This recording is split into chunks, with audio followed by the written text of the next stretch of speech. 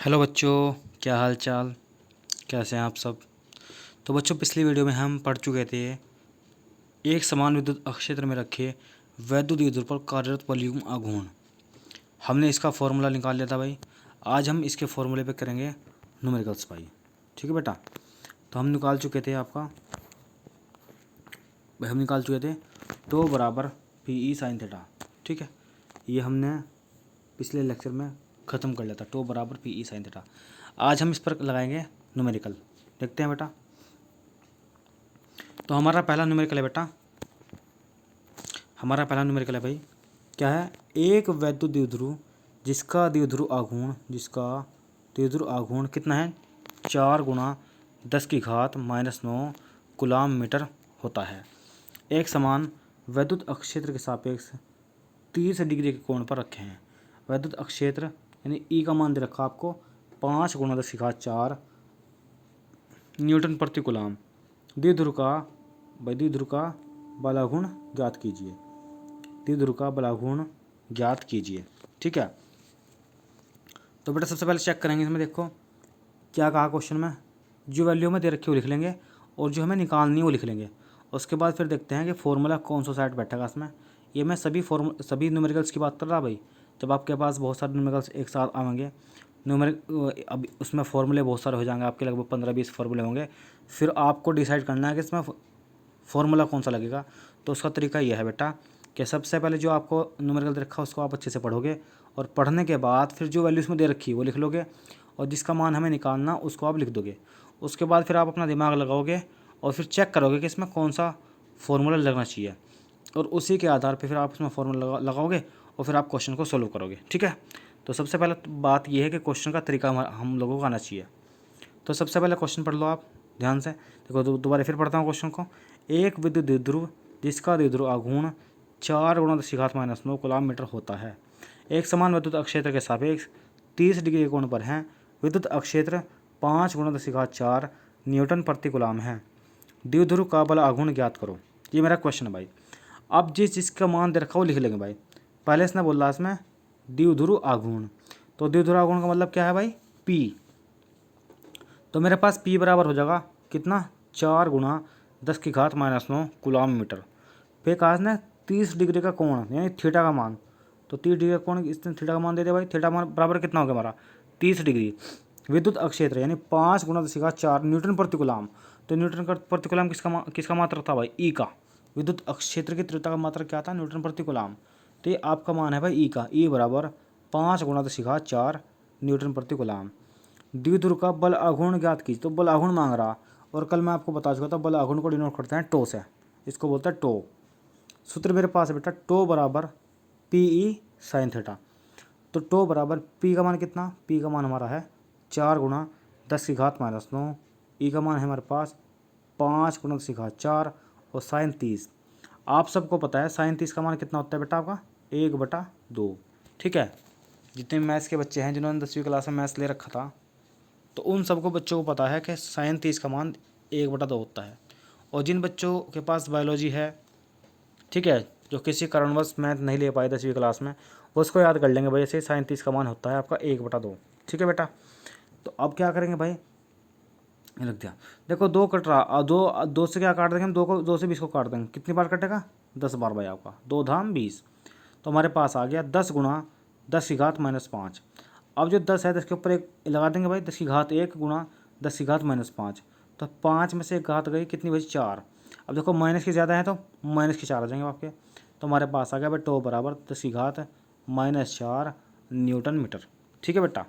ये आपके पास न्यूमेरिकल पूरा का पूरा सोल्व हो चुका है। अब एक न्यूमेरिकल आप खुद करोगे। लिख लो बेटा न्यूमेरिकल में लिखवा रहा, लिखो न्यूमेरिकल। एक विद्युत द्विध्रुव जिसका द्विध्रुव आघूर्ण 5 × 10⁻⁻6 कूलाम मीटर होता है,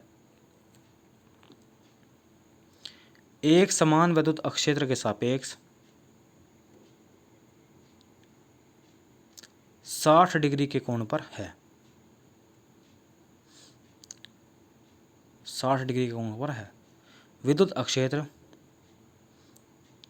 6 × 5 विद्युत अक्षेत्र 6 गुणा 10⁵5 न्यूटन प्रति कूलाम है। लिख ले बेटा। द्विध्रुव का बल आघूर्ण ज्ञात कीजिए। द्विध्रुव का बल आघूर्ण ज्ञात कीजिए। ये मेरा क्वेश्चन मैंने लिख दिया आपको पूरा। ये क्वेश्चन आपको खुद करना है और कमेंट बॉक्स में इसका उत्तर लिखना आपको। और एक हमारा ग्रुप भी है, उसमें जो भी बच्चे जुड़े हुए वो उसमें व्हाट्सअप कर देंगे भाई, ठीक है, इस क्वेश्चन को सोल्व करके। तो चलते हैं अगले टॉपिक पर भाई। बेटा अब हमारा अगला टॉपिक है भाई, क्या है, घनकोण। बड़ा आसान टॉपिक है, बहुत ईजी है, बिल्कुल हलवा। घनकोण की परिभाषा क्या है, देखो परिभाषा देखते हैं। घनकोण इंपॉर्टेंट है काफ़ी। देखो भाई, किसी अक्षेत्रफल द्वारा, ये आपके पास क्या अक्षेत्रफल है भाई, किसी अक्षेत्रफल द्वारा गोले के केंद्र पर जो कोण बनता है उसे घनकोण कहते हैं। कितना आसान परिभाषा है। किसी अक्षेत्रफल द्वारा गोले के केंद्र पर जो कोण बनता है उसे घनकोण कहते हैं। इसका मात्रक स्टेरेडियन होता है। इसे ओमेगा से डिनोट करते हैं। इसे ओमेगा से डिनोट करते हैं भाई। ओमेगा मैंने आपको लिख के दिखा दिया भाई पूरा, ओमेगा। अब देखो एक सूत्र है भाई इसका, इसको याद कर लेंगे आप। चाहे तो आप डेल्टा लिख लो और चाहे लिख लो आप डी ओमेगा। भाई आप डी ओमेगा लिख सकते हो, डेल्टा ओमेगा डी ओमेगा। तो डी ओमेगा बराबर D A cos theta upon R square भाई। डी ओमेगा बराबर D A cos theta upon R square. Delta omega बराबर delta A cos theta upon R square, ये भी ठीक है आपका। और आप यहाँ डी लगा दोगे तब भी कोई दिक्कत वाली बात नहीं, ठीक है। तो ये इस तरीके से हमारा घनकोण तैयार हो गया। अब घनकोण पे आता है न्यूमेरिकल आपका, उसको भी हम सोल्व करेंगे भी भाई। देखते हैं न्यूमेरिकल क्या आता है इसमें। हमारा न्यूमेरिकल है बेटे, यदि पृष्ठ अक्षेत्रफल 4.5 वर्ग मीटर है, पृष्ठ अक्षेत्रफल 4.5 वर्ग मीटर है, तो बिंदु ओ से अभिलंब दूरी 3 मीटर हो तथा बिंदु ओ से अभिलंब दूरी 3 मीटर हो, तो पृष्ठ अक्षेत्रफल द्वारा बिंदु ओ पर बने गए घन कोण का मान ज्ञात कीजिए। तो इसने घन कोण बोल दिया भाई। हमारे पास घन कोण का फॉर्मूला क्या है, डी ओमेगा बराबर D A cos theta upon R square. तो देखो वर्ग मीटर यानी मीटर स्क्वायर, इसका मतलब किसका मान है, अक्षेत्रफल का मान है भाई। तो ये डी ए का मान दे दिया बस इसने। डी ए का मान कितना आ गया आपके पास, 4.5 मीटर स्क्वायर। लंबवत दूरी, इसका मतलब किसका मान है भाई, ये आपका आर का मान हो गया। डी ओमेगा आपको निकालना। और थीटा इसने दिया, कितना दिया थीटा में, 60 डिग्री भाई। थीटा कितना दे दिया, 60 डिग्री। तो नॉर्मली आपको पता है फॉर्मूला क्या है, डी ओमेगा बराबर, फॉर्मूला हमारे पास है भाई, डी ओमेगा बराबर D A cos theta upon R square. D omega बराबर डी कितना हमारे पास 4.5 कोस थीटा, थीटा कितना था 60 डिग्री भाई, थीटा कितना था 60 डिग्री, ठीक है भाई। तो बटे आर कितना 3 मीटर, तो 3 का स्क्वायर हो गया। तो हमारे पास हो गया भाई डी ओमेगा बराबर 4.5 गुना कोस 60 का मान होता है आपका 1/2 बटे, और 3 की घात 2 है तो क्या जगह 3 तिया 9, 3 तिया कितना हो गया भाई 9 हो गया। अब देखो पॉइंट हटाया हमने और यहाँ 0 बढ़ा ली भाई, पॉइंट आ गया 0 बढ़ा ली भाई हमने यहाँ से, ठीक है। अब देखो क्या हो रहा हमारे पास, 90 के हमारे पास, तो 45 दूनी 90, 2 आगे कट गया, तो मेरे पास आ गया बेटे 1/2/2। इस 2 की गुण हो जाएगी इसमें भाई, तो हमारा जगह डी ओमेगा बराबर 1/4। बस आप यहीं छोड़ दो उत्तर, कोई दिक्कत नहीं। उत्तर हमारे पास मात्रा है इसका स्टेरेडियन भाई, मात्रा क्या है बेटा इसका स्टेरेडियन, ठीक है।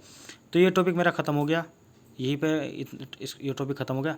एक न्यूमेरिकल आप और लिख लो इस पर, वो आपका होमवर्क होगा, आप खुद करोगे अपने आप ही। लिखो न्यूमेरिकल भाई, यदि पृष्ठ अक्षेत्रफल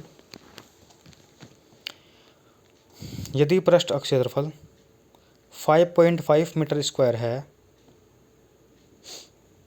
तथा बिंदु ओ से अभिलंब दूरी 2 मीटर हो, तो पृष्ठ अक्षेत्रफल द्वारा